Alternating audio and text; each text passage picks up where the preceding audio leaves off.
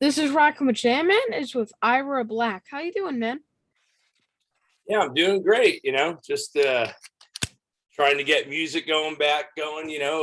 After this long break from the pandemic and stuff, and yeah, just getting back to life. Things are starting to get busy again. So, how are you doing? Just chilling, really. Just trying to enjoy life. Yeah, you just getting back to school. Do you go to the actual building? School? Yeah, I actually go to school. Yeah. Did you do the Zoom school for a while? Yeah, I did the Zoom school for 1 year. Excellent. Yeah, we have three kids. Uh, Two of them were in school during the time. One of them is already old enough to be out of school, but one was actually going to college through Zoom, and then our youngest was, doing high school. So, yeah. I have read that you've been in over 60 different bands in your career. Is that true? Well, that number's changed. That was probably from over 10 years ago, that wiki, I think. So no, I think I'm in band number 91 right now or something. Yeah. Wow. 91 Yeah. bands. Yeah. Why can't you never find your right band? Why can't you never stick with one band? What happens? Well, that's what it sounds like to a certain degree, but like when I've been playing for 40 years. Okay. Wow. So my first live show was 1988. The first time I played live. So I've been doing it a long time. As you can imagine, I've gone through many lifetimes worth of playing, as you can imagine, right? How old are you? I am 10. I am 10 years old. 10. Okay. So I've been playing live three times your lifetime. Right. So it's a long time. So as you can imagine, like in the early days, I played in a bunch of local bands wherever I lived, and then slowly but surely I started playing with more known bands that like locally known bands. And then that grew into me joining, internationally known bands. I joined the band Heathen in 1992, and that led me to moving to San Francisco from Sacramento. So, for me, it's been a journey, say like I'm playing with one band and maybe another band wants me to record their album. So I go in the studio with them and they're like, oh my God, we love your playing, what you did. You got to join our band. So I like to stay busy. So like at one point, I think the most bands I was ever in at one point in time was 7 bands, Oh, and what? yeah, all at once. And then the That's most crazy. bands I was ever in that were actually touring, I was in 3 internationally touring bands simultaneously. So, what happens for me is that a lot of times bands don't always stay active all the time. And I like to just keep playing. I don't like to do a summer tour and then come home and take a break. I like to hit the ground and jump right back into recording the album or playing live shows. Like that's been my life for, a long time. So it's really more of a matter of, I never really found a band that can keep up with what I want to do. So I just keep playing and, pushing forward. So that's how that ends up. And of course, I always have a lot of bands now that I've been playing a long time and have a reputation for being an accomplished guitar player.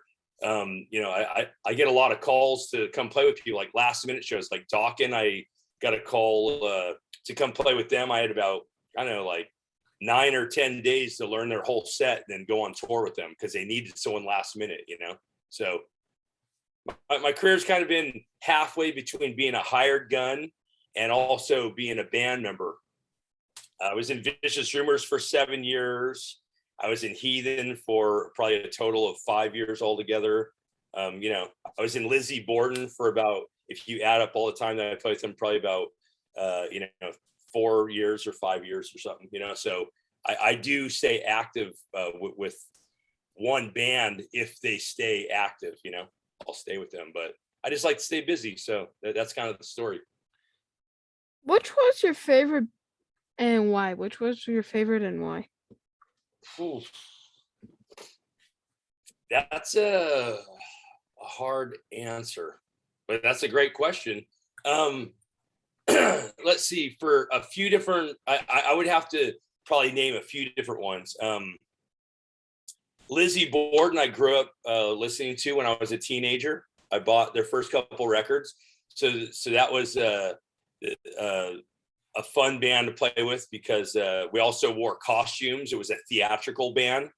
So that was a lot of fun. I liked playing with Dokken as well because I still grew up with them, but that was very challenging to play guitar in because obviously George Lynch is a great guitar player, and so that was a lot of fun. But then I was also simultaneously playing in a band called AM Morbid when I was playing with Dokken.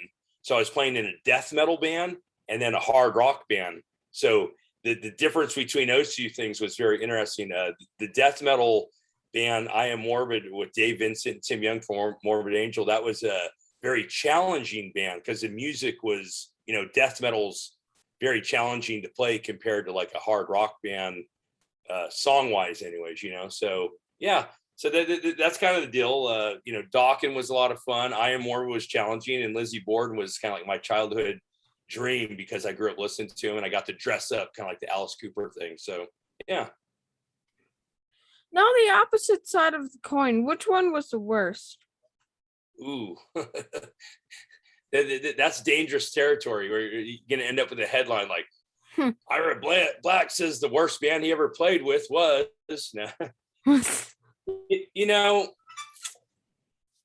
I enjoy playing music, so it's hard for me to really say a worst, that because I don't really look at it like that,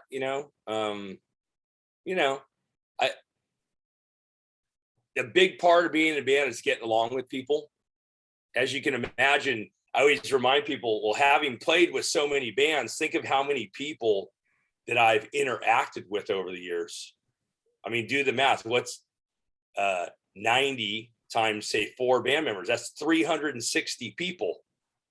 So the way I'd like to look at it is more that all those experiences have actually helped me to interact with people the best possible way, so yeah, sometimes it didn't work out with certain bands. I've had falling outs, and sometimes I've even rekindled the friendship as well, so that's a question to maybe I'll save for my book if I really want to get deep into it and start talking about what were some of the worst experiences. But I'm an optimist. If anyone that knows me knows that if I'm on tour, we get a flat tire, I'm the guy that's like, all right, we don't have a jack. I'm like, let's get a rock and put it under and lift it up and, we'll get it done. So, my optimism kind of keeps me out of the territory of thinking about what was the worst band I ever played in. I don't really look at it like that.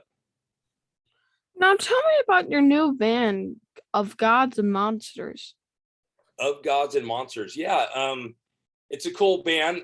Kevin Gucher, the singer of Omen, started this band originally. And he put out his first record. He had Dean Castronova who played in Journey and on all the Shrapnel records back in the day. And he was the drummer on the first record. And then Tim Gaines from Stryper was the original bass player. And then Joey Taffola was a guitar player also, who was a Shrapnel artist. And basically I knew about the band. Kevin had asked me to write some songs for the first record. The songs never made it on the record. I sent him a couple of songs, and strangely enough, some of those songs are now going to be on the second record. So Kevin called me up and said, hey, Joey just left the band. I don't know the exact reasoning behind that. And then because he left, Dean Castronova left. Of course, he was he had joined Dead Daisies, and then had a falling out. Now he's back in Journey, actually. So the drummer of Journey was the original drummer of this band. Then Tim Gaines left to join Aldo Nova, so I was told. So of course, me having played with so many people, I have a lot of contacts, as you can imagine. A lot of numbers in the Rolodex, you know what I'm saying, in the phone. Like, I know a lot of musicians in the thousands. So I said, well, let's get Simon Wright, drummer, played in AC/DC and Dio, and Bjorn Englund, some good friends of mine. I actually played with them in the band Hellion. So I said, these guys would be a great rhythm section. So we got Simon Wright on drums, Bjorn Englund on bass. And, this is Of Gods and Monsters 2.0. It's the second version of the band. And where the album is finished being recorded. It's being mixed right now. So we should have that out in a couple of months, maybe a month and a half or something. I don't know. So yeah, that's where it's at. Awesome, man. Awesome. Yeah. From what I read, you guys make the album cover Lockdown. So when can we hear a single? Well, the single is being mixed right now, and we already shot the music video for it. We've had to kind of go back and remix it. We want to make the first song that comes out really special. We want to make sure it sounds, exactly the way everyone wants it to sound. So we have Sterling Winfield working on it right now, who worked with Pantera and Hell Yeah and Damage Plan. He was in the Pantera camp, so he did a bunch of mixing for them. I think he did I know he did the last Pantera record, Reinventing the Still. He did all the Damage Plan stuff with Diamond Vinny, and he also did the first Hell Yeah record. So he's what's that? What's it called? What is it called? What our new record, or the single? Yeah, the single's called "Bring Out Your Dead." All right, that sounds awesome, man. Yeah, so I came up with I actually wrote the words and music for the single, and the concept of "Bring Out Your Dead." The intro kind of starts with this voice saying "Bring Out Your Dead." I kind of took that from the Monty Python movie. Did you ever see that? The Holy Grail in the beginning. It was during the Black Plague, when they had the pandemic in the medieval times during the Dark Ages, and Monty Python is a comedy movie team, comedy troupe. Are you familiar with Monty Python? No. Yeah, it's out of England. Before my time. Yeah, exactly. So they're out of England. And so it's very dry humor, as they say. But in the beginning of the movie, it was during the Black Plague when people were dying from bubonic plague. And so the guy has a cart with a bunch of bodies on it, and he's wheeling it down the street. He says, "Bring out your dead," because people were dying back then. So people were bringing out dead people and putting it on the cart. That's a real funny joke, dude. People dying, real funny joke. But then real funny joke, dude. Yeah. This is where the joke is they bring a guy out and they put him on the cart, and he's still alive. And the guy says, "But I'm still alive." And then the guy takes a club and hits him on the head, and it kills him. And then he goes, "Not anymore." But anyways, yeah. So you got to see Monty Python. You probably think it's funny. So yeah, it's a real funny joke, people, huh? Hey, people dying. Hey, it's no worse than The Simpsons or any of the Ren and Stimpy. No, man, I'm just teasing you, bro. I'm just teasing you. What's your favorite animation series? My animation series. Like I am Rick and Morty. Yeah, there you go. So I mean, it's no worse than Rick and Morty, Rick and Morty's probably a little bit worse, actually. Yeah, that's what I was about to say. Rick and Morty's just a little too much, a little darker. Yeah, you're only 10. You shouldn't be watching that stuff. No, what are you talking about? I'm 20. You have a fake ID, right? What? You have a fake ID? Yeah, I buy drugs and everything, buy some beer. with an ID, yeah, fake ID. I just like, hey guys, 10-year-old here, just with my 21-year-old ID. Give me those alcohol.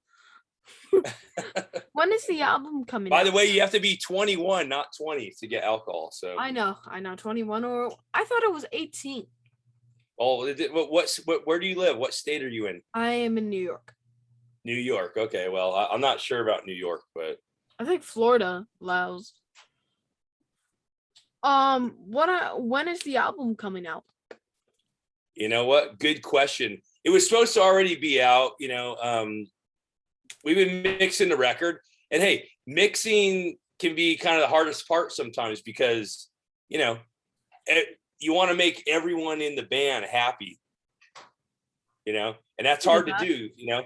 So obviously that leads to a lot of problems. I mean, a lot of bands break up over the recording of a record because that's hard, you know. It's to get the mix just right. The drummer wants his drums to sound right. The bass player wants to hear his bass, you know.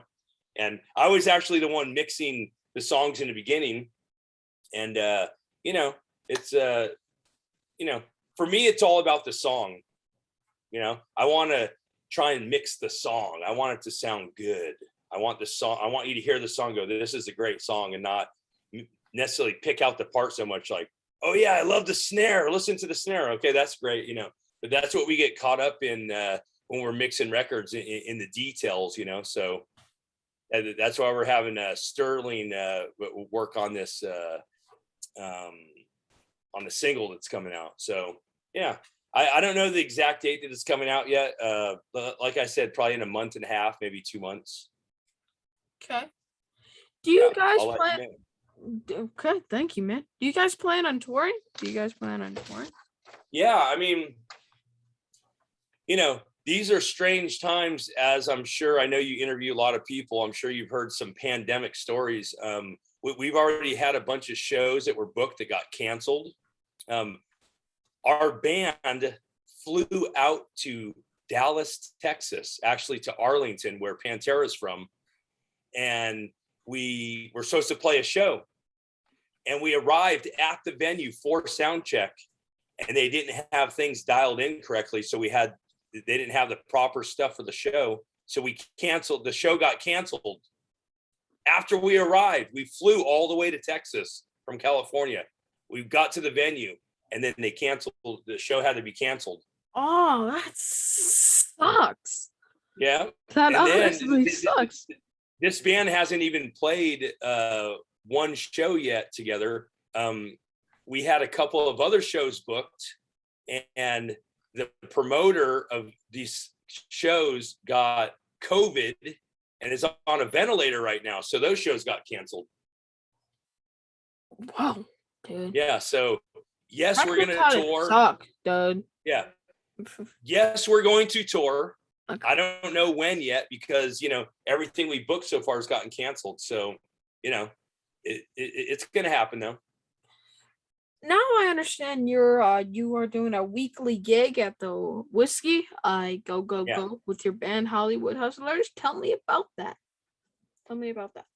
Yeah, it's well, it's an interesting thing. I started Hollywood Hustlers almost 10 years ago, and it was just kind of a name that I was using to go out and play some cover tunes, you know, because now I live in Los Angeles and Hollywood's a thing, you know. So I came up with the name Hollywood Hustlers. I'd played it a few shows back in 2012, I think it was.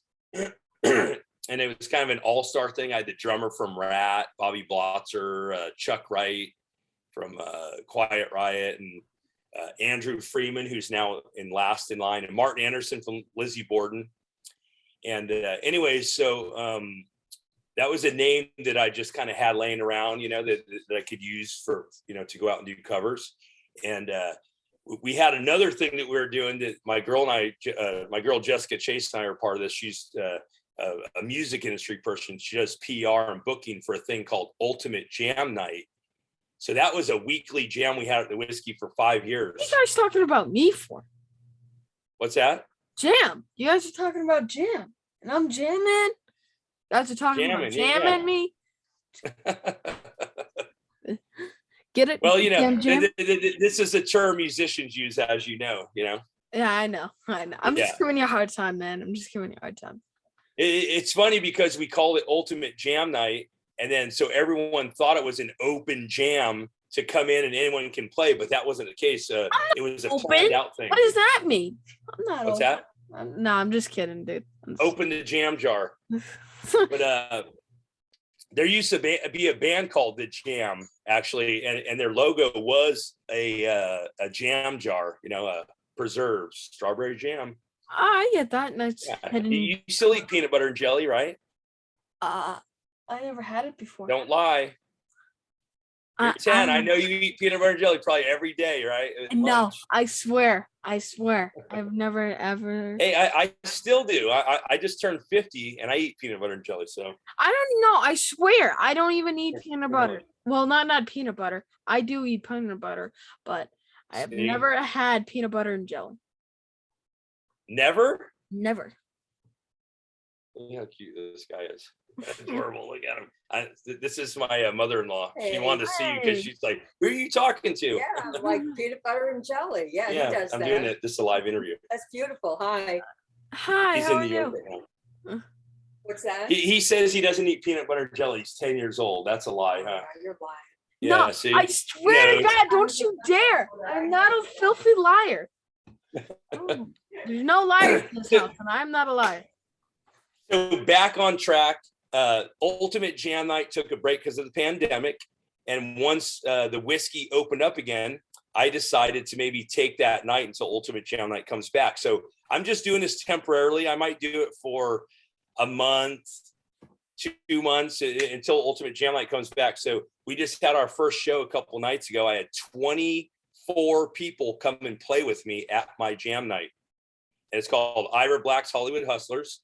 And I played, I think, 22 songs back to back. So I didn't leave the stage for 2.5 hours. I played straight. Crazy, man. Got it? 2.5 hours. Have you done anything for 2.5 hours besides video games? Watch the movie, talk to people. Yeah, Lord of the Rings. Right, that's a long movie. Oh yeah. Matrix. Oh wait, yeah. About reading a book, I'm reading Harry Potter. Actually, the series actually starts with 289 pages. Oh wow. Okay. Well, that's good to hear that you're reading. That's a rare thing nowadays. Oh yeah, I get it. 10-year-old to say I'm reading a book. No, that's good. No, this book is really long. This took me the entire week. I started on Monday, and I'm only on like page 40. Wow.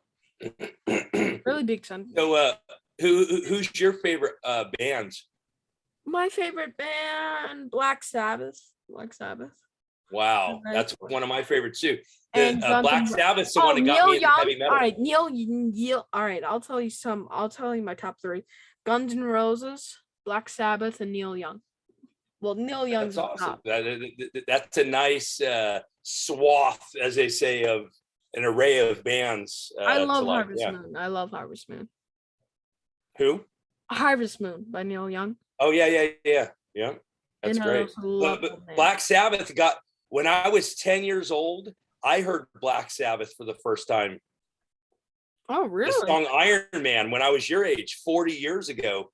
And that's what got me into heavy metal, Black Sabbath. And I had them on the show once. I actually have interviewed Black Sabbath before. Wow. I opened up for Black Sabbath at their very last show they ever played in Los Angeles. And I played with Bill Ward, the original drummer of Black Sabbath. I got to play with him live at the Whiskey myself. I played in a band with him. That's awesome. I played the song Children of the Grave with Bill Ward. I bet a lot of famous people are in the crowd. Do they ever get on stage and jam with you? Well, yeah, at the Ultimate Jam Night that we do, we had over 7,000 artists come play with us. So I play with everybody. I play with Sebastian Bach. I play with Dave Lombardo, the drummer of Slayer. 7,000 people? Yeah, we've had over 7,000 people come and play with us. That's crazy. That's crazy. Yeah, every week we have 50 to 60 artists sit in with us. Every week. It's going to be a good day. Yeah, Jason Bonham, the singer of Cheap Trick. Man, the list goes on and on. Billy Sheehan, David Lee Roth. I actually have interviewed Billy Sheehan. Yeah, he played our show a lot. I played with the drummer of Korn a lot. Ray Luzier. Which one? Ray Luzier. Okay. The current drummer of Korn. Yeah, he came and played with us a lot. The current drummer of Lamb of God, Art Cruz. He came out and played with us. Tommy Victor from Prong. Monty Pittman. Roy Mayorga, who plays in Stone Sour with Corey Taylor. Yeah. We've had a lot of people come out. Yeah. Wow, man. That's pretty impressive, man. Yeah, you can go on YouTube and just search Ultimate Jam Night, and we have thousands of videos that pop up. All right. Okay. Yeah. So You do you play music? Yeah, I'm gonna be learning the guitar and the drums. That's good. I started playing guitar when I was your age, 10. Oh, really? Yeah, Wow. I guess we 1981. really are similar. Get it? Because we're kind of like Yeah, brothers, kind of. yeah. And you also have another project called Apocalypse. Tell me about that. Well, this is an exclusive just for you. No one even knows about this barely. This is my own thing that I've been working on during the pandemic. And I wrote a bunch of metal songs. And I basically, when the pandemic started doing the lockdown, I said, I'm going to get my recording studio together. If I'm going to be locked down at the house and I can't go out and play music, I want to record music. So I recorded about 230 songs during the pandemic. In the past year and a half, 230 songs. So I also That's started amazing. singing. Yeah, thank you. I also started singing on a bunch of songs. So I decided, I'm going to put out my own record with me singing and playing guitar on it. So I'm going to probably put that out.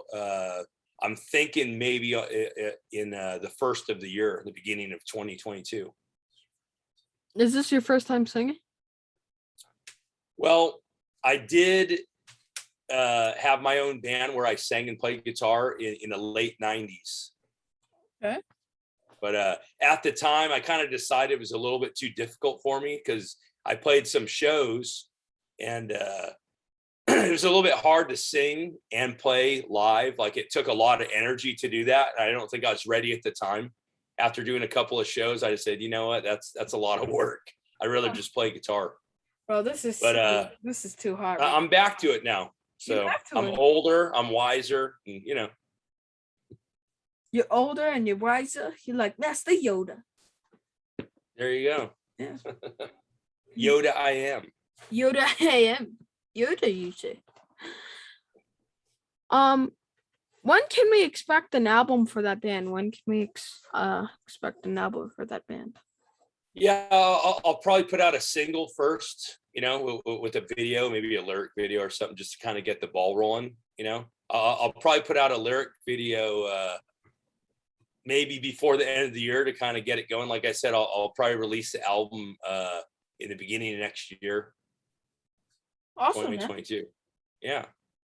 Are you still with Lizzie Borden? No. Last show I played with them was in 2019. In the summertime, I played the Rock Hard Festival in Germany with them. We were actually one of the headliners over there. So Lizzie Borden just put out a new record in 2019. I didn't play on that record. Lizzie actually played all the guitar. And it was a little bit of a different type of record for him. It wasn't quite as guitar centric. I mean, it is a little bit, but it just doesn't have like lots of shredding guitar like a lot of his albums do. The album before that I played on called Appointment with Death, and that one has a lot more guitar stuff going on, but he didn't play live for about 5 years. Yeah, 5 years. And he put out a record and asked me to sit in and play the Rock Hard Festival with him. So I did. And then he decided to carry on with another lineup. And he did one more tour after that. And I already had another band I was playing in called Dark Sky Choir. And at the same time he was touring, I did a tour to Queensryche over in Europe. Wow. Yeah, that was my last tour in 2019. November and December, we went to Europe with Queensryche. So that was my last official tour before the pandemic. I heard this is a new album coming out. Can you tell me about it? Which one? From Lizzie Borden. You're not. Yeah, the album he put out in. I think they're reissuing a bunch of their records. If I'm correct, I think maybe actually he did a reissue and maybe he put out a covers record or something. I'm not sure. I wasn't really following it because I've been kind of caught up in doing my own thing during the pandemic. So. Okay. Didn't you join Dark Sky Core before the pandemic hit? Did you join? Yeah. In the beginning of 2019, I got a call from a friend of mine, Brian Allen, who sang in Vicious Rumors after I was in the band, and he was singing in Dark Sky Choir, and he asked me to join.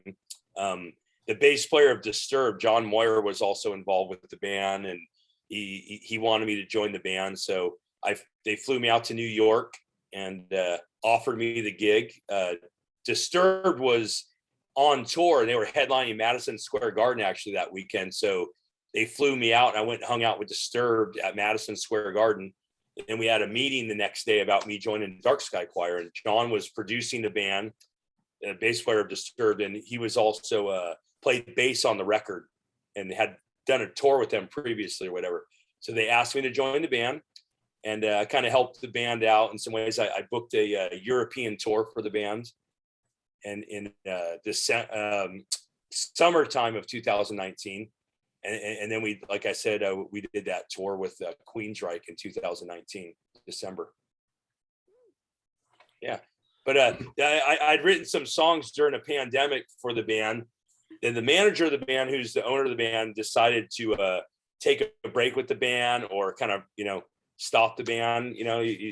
I don't know the details about it, but so the band's not currently a band right now, as far as I know. So you put a rap song recently with MC Mac and my buddy Vokillz. How did you get involved with that? Oh my God, you did some research. Did you say your buddy Vokillz? Yeah, he's my friend. You know Vokillz? Yeah. He's actually Wow. he actually works for my dad a little bit. Vokillz? Ethan, yeah, he does. He actually works for my dad. Wow, okay. Small world. Yeah, very small world, right? Small world. Yeah. Well, I love Vokillz, great guy. Man. Yeah, me and him had a good conversation. Yeah, me and him. He's a real famous guy though. He's been on famous shows and yeah, American Idol. Yeah, and he's just little he's little like yeah, something like that. He just yeah. Well, when I try to do that, I just get a massive headache. What does he do? Take pills? What? Man, that's a bit of a long story. I started a band before the pandemic, and going into the pandemic, I started a rap, hip hop, pop project with a friend of mine. You portrayed rock and roll, bro. Yeah, I mean, well, look, every time I play that stuff for people to say, well, you sound like a rock guy doing it. Well, and no matter what, I'm always going to bring a little rock and roll to the table. But a friend of mine. Okay. I'm just kidding, man. Yeah, it's all good. I got you. So my best friend and I, Augustus Crines, we started this project called Black Manson. My last name's Black, so we kind of took the Charles Manson thing, Black Manson. So yeah, it's spelled BLK though. We change up the spelling on it, But so unfortunately, this is what happened. I put out a record with my best friend, and then I found him dead 7 days later. He died 7 days later. What did he do? After we put out the record. What happened? Well, he was just, I don't know if I want to go into the details about it, but I got a call from his girlfriend saying she couldn't reach him, so I went to his studio, and the manager let me in, and unfortunately, he passed away. He was dead. And did he do something to himself? Did he do? No, just I don't know what happened. He had a seizure or something. Oh, well, that's sad, man. Well, that's sad. Yeah, so that was my hip hop project. So that's how I met Vokillz. Is my friend that passed away. He had reached out to Vokillz just randomly and said, "Hey, come feature or guest on one of our hip hop songs." And so Vokillz came out, and he recorded some stuff. And I mean, Vokillz, Ethan, my friend Gus, and I were all together at Gus's studio just a week earlier.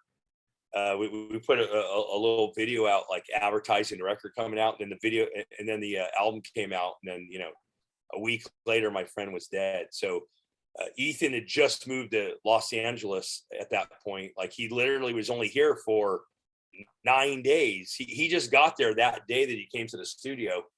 So then Vokillz and I started hanging out because Gus had passed away, and Vokillz he knows people here, but he just, was bummed out about Gus. And so he came over to my house and stayed at my house for about a week. And I helped him do some recording and stuff. And so our friendship kind of got a kickstart because Gus connected us, but then Gus died, and all of a sudden Ethan and I both were mourning and sad about Gus, so we were hanging out together kind of, thanks to Gus, that's how we became friends. So what happened with you and I'm Morbid?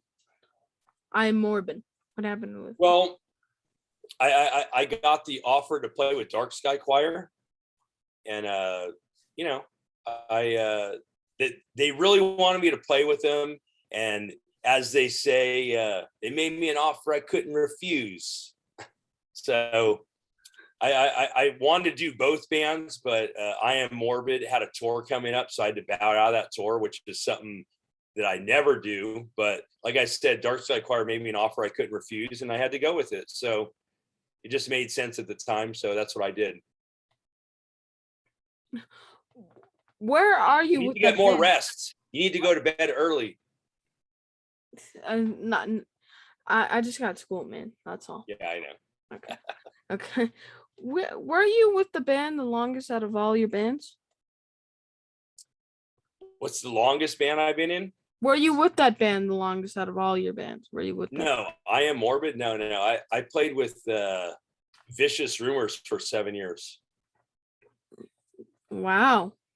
That's 7, 7 years can be really long. Now I lived for 10 years and I feel like I lived for a century. So, wow. Yeah. 7 years. I felt like a lifetime for sure. But, I learned a lot playing Vicious Rumors. I had a lot of fun doing it. And, it just, I got the gig with Metal Church, and, I was only filling in actually for Metal Church, but Vicious Rumors didn't want me to do it. Really, that they weren't very happy about it, but I'm like, hey, we're not recording, we're not touring, and I'm going to go do this tour with Metal Church. So, but c'est la vie, as they say. Whatever will be, you got to go with it. C'est la vie. Yeah. You were in the band Westfield Massacre with Tommy Vext. Tommy Vext. Yeah. What was that like, dude? What was that like? That was a lot of fun, actually. One day I went to go record some music over at my buddy Gus's studio, the one that passed away. And he had done some work with Westfield Massacre. And I knew the guys from Westfield because they came and played with us at the jam night and stuff. And I heard they're looking for a guitar player. Gus is like, I think they're looking for a guitar player. So Bill Hudson wasn't going to do the upcoming tour. So they were getting ready to release their first album. It was coming out in like a couple of weeks. And they were getting ready to go on tour with Seven Dust.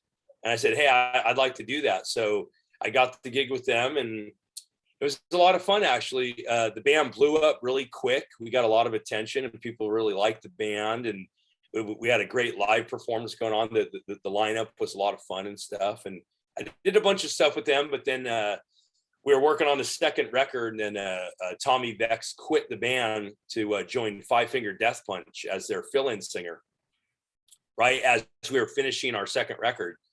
So that kind of really put a wrench in the engine. So we ended up getting another singer and re-recording all the vocals on the record, even though they were finished with Tommy. That's what the band wanted to do.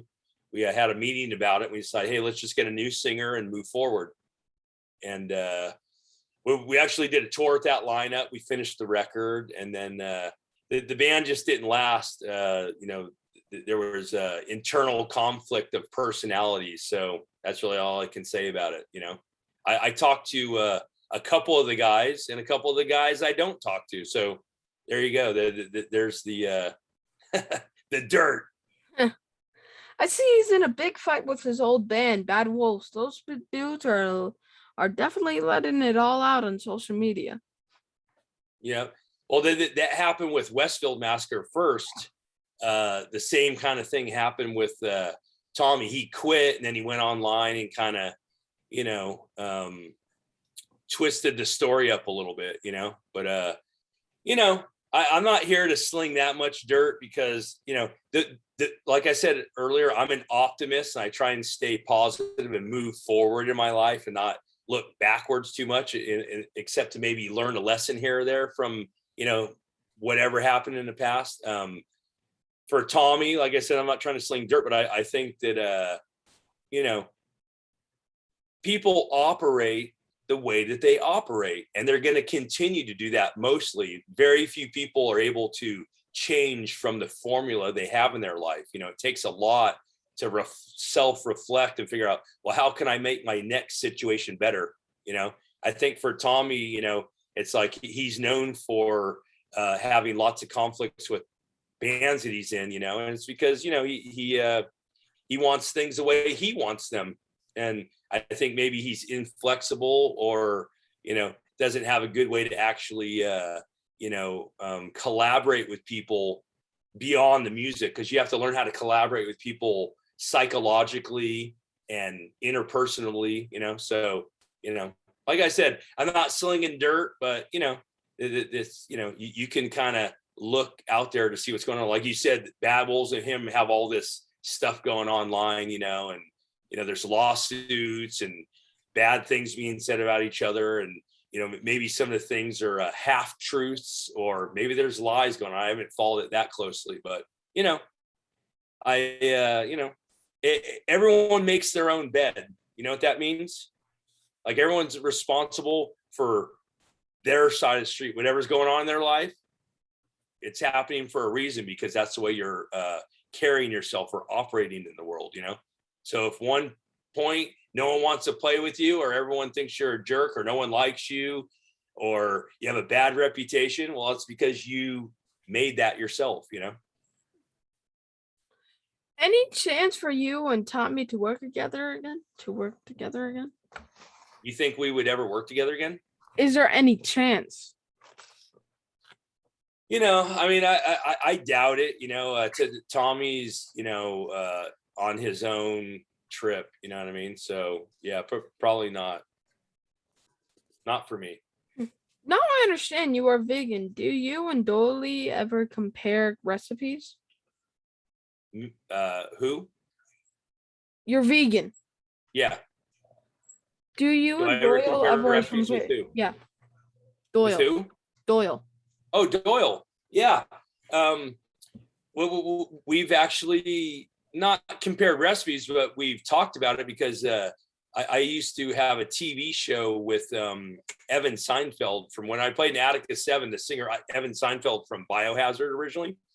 He had a TV show we had a TV show called Pedal to the Metal. It was filmed at a studio here in Hollywood at the W Hotel at a bite-sized TV studios. And Doyle came on as a guest. So I got to hang out with him there. And we talked about our veganism together and stuff. And yeah, so we don't compare recipes, but we have had the conversation about our veganism together for sure. Now I heard you just got COVID. How are you feeling now? Yeah, I'm feeling good. It's about 3 weeks now since I tested positive. For me, it was like the flu. I like to give it a number. Like I've had the flu before where it was a 10 out of a 10, where I was so sick I thought I was going to die. I would say COVID for me hit me at about a 7 to 10. So about a 7 out of 10. So it wasn't fun. I was sick. I was in bed for, 10 days, but, and I got a lot of rest. I probably still look kind of terrible from so much sleeping and you stuff. Look ugly. Yeah, I'm sorry, man. I'm just trying to joke. Hey, I'm 50. What can I do? I'm doing the best I can over here. I didn't put on my I'm really, dude, please don't take offense, man. I'm really sorry, dude. I just spit things out of my mouth sometimes. I was just trying to joke around, man. Not everyone could be as adorable as you. I mean, look at you. You're this adorable 10-year-old kid. Look at you, You got a nice sheen, yeah, nice smile. And keep growing that hair, let me tell you, because the ladies like something like yours. I want something like yours. Yeah, look, this is, Whoa, dude. Bro, is your hair 5 feet like me, though? But yeah, so I mean, it was like a pretty bad flu, and I got through it. I had the cough, I had the aches, the congestion, but it didn't seem too extreme for me. I know a lot of people are getting pretty sick, even some people are dying, and I feel bad about that, but that's life. That's life. Did you get the shot? Did you get the shot? Nope. Okay. Does getting COVID make you afraid to tour? Does getting COVID?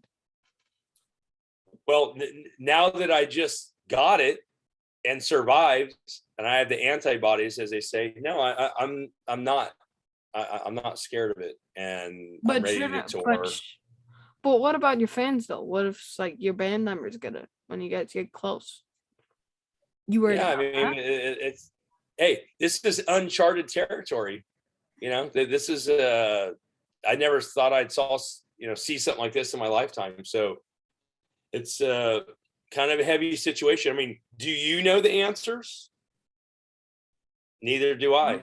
I don't think anybody does. Even the scientists and the doctors are kind of half experimenting, trying to figure out what's going on here. So, I don't think we're out of the woods, as they say, yet. We don't have the answers yet. And all we can do is go through it together and see what happens. I mean, that's where we're at with it. So. You actually got famous for being vegan while in jail with actually a 10-day hunger strike. What's that all about? Woo! You know what? I'm going to write a book, and I'm going to give you the first copy. Man. So being a musician over time, at the time I wasn't making a lot of money as a musician, and I got a fine, and I didn't pay the fine, and I had to go to jail because I couldn't pay the fine. So, well, I'll go to jail for a couple of weeks, and that will pay my fine. Okay. So I went to jail, and they didn't have vegan food there. I've been like, why did you sound like so giddily? Like, hey, I want to go to prison. I want to go to jail. Well, I wasn't excited about it. They arrested me. I didn't have a choice. I'm just saying, you sounded like giddily and happily. Yeah, but it ended up being a great story in the end because basically, famous, bro. They didn't have vegan food, so I said, well, you know what? You guys have kidnapped me and imprisoned me, and I'm vegan. And if you're not going to give me vegan food, then I'm not going to eat. So I went on a hunger strike. So I filled out a form. I said, hey, I'm vegan. I don't eat animal products. I gave them the form, and they didn't respond. So now I got a piece of paper, and I wrote hunger strike on the paper. And I ripped a piece of my sheet, and I put it around my neck, and I put the word hunger strike on my chest. And then when I go through the food line, they'd say, what's this about? And I said, I don't eat animal products, and you're not going to feed me vegan food, so I'm not going to eat. So after 10 days of not eating any food, only water, they finally gave me vegan food. They sent in someone to talk to me and said, well, what can you eat? And I told them, so they brought me vegan food. So now they provide vegan food in the LA County jail system because of me. That's awesome, man. So that's a positive thing. I made change, so, hey, if a vegan gets arrested and they go to jail, unfortunately, but they get to have vegan food there. So. Did they write you a letter and say thank you? No, they don't do that. They sent me a letter and said, you owe us more money. I mean, a lot of bands are getting it right now. It's crazy. COVID. A lot of bands are getting it. Every single band that tours. Don't you see that? Yeah. I know, it's crazy. Korn went out, and then so Jonathan got it, and then Monkey got it. George Lynch band went out. George Lynch got COVID out on tour with Michael Devin from Whitesnake on bass, and they a bunch of bands have gotten it, so it's a little bit scary. Besides your whiskey gig, any plans on touring with any of your bands? Yeah, I mean, Of Gods and Monsters is planning on doing some touring. I mean, I think the only show we have 2 shows booked right now that didn't get canceled, but they're both at the Whiskey. One is opening for Dokken, so my new band will be opening for Dokken, who I played with, obviously, in December. And then in April, I have a show with Of Gods and Monsters opening up for Lone Star, the English band Lone Star, at the Whiskey. So that's all it's booked right now. I think we're kind of waiting for our album to be finished. No, I understand. Oh wait. Oh, sorry. I know. Dokken is Dokken. back on the road with Dokken. George Lynch. Dokken. Yeah. Sorry, with his George Lynch and chance of popping up on that tour. Any chance of you popping up on the tour? Well, yeah, like I said, I'm opening for Dokken with my new band at the Whiskey on, I think, December 18th. What is it like working with Dokken? Dokken. Yeah. You know what? I actually love playing with Dokken. Don, the singer Don Dokken, has become a great friend of mine, and he's also good friends with my fiance Jessica Chase. Jessica also does all the PR and social media for Dokken. So as you can imagine, we're in touch with Don on a weekly basis, sometimes on a daily basis. So Don's actually become a great friend of mine. He's actually a really nice guy. He's very heartfelt and caring guy, and he's actually become a great friend. So I love Doc, and he's awesome. Love working with him. Anything I can ever do with him. I've actually written a few songs for his new record as well that they're working on. What is your favorite memory from playing a show? From what? What is your favorite memory from playing a show? What is your favorite memory? Well, let's see. I have a lot of those. Let's see.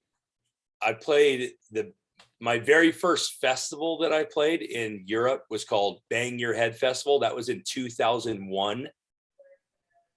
And Dee Snider from Twisted Sister was on it. Megadeth, Judas Priest.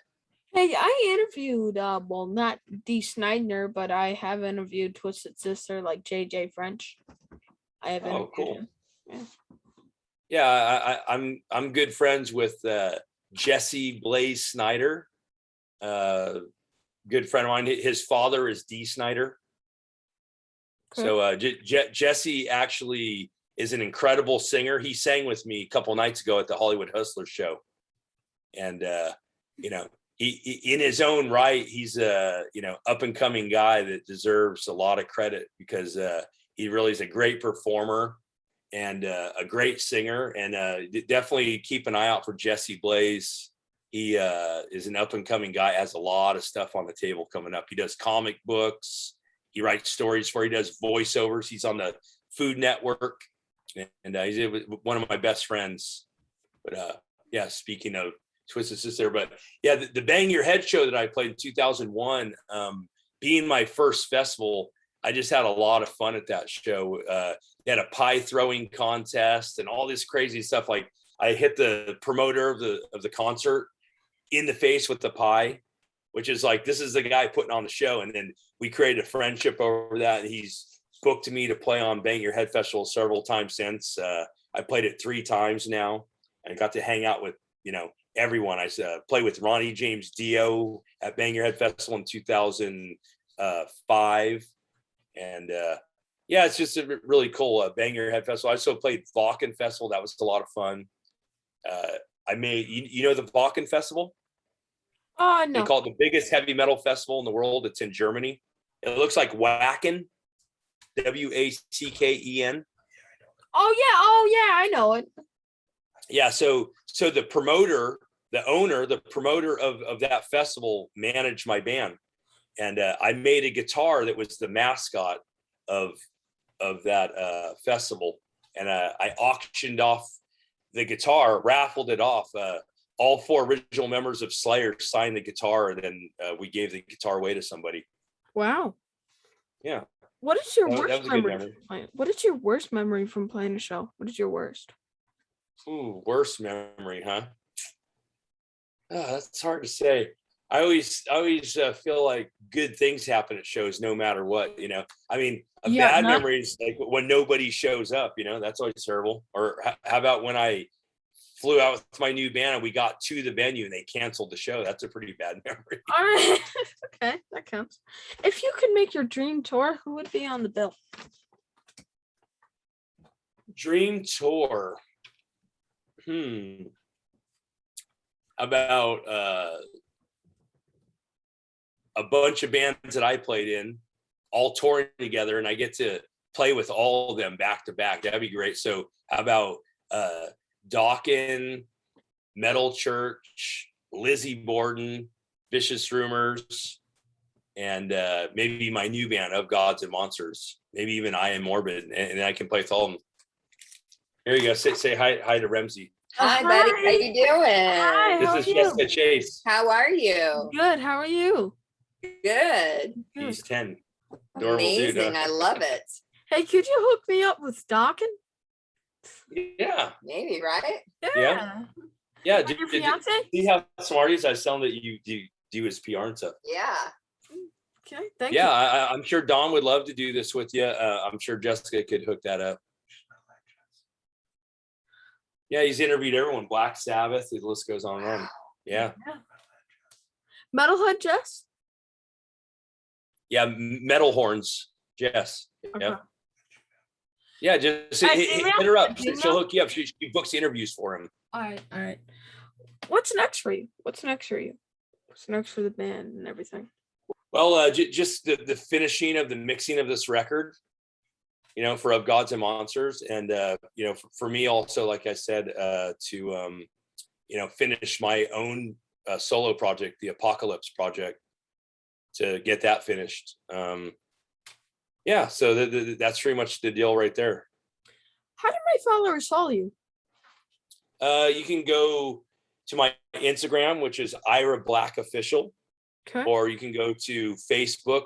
I have several different pages on Facebook. There's my fan page in all capital letters, Ira Black, and then there's my personal page, Ira Black.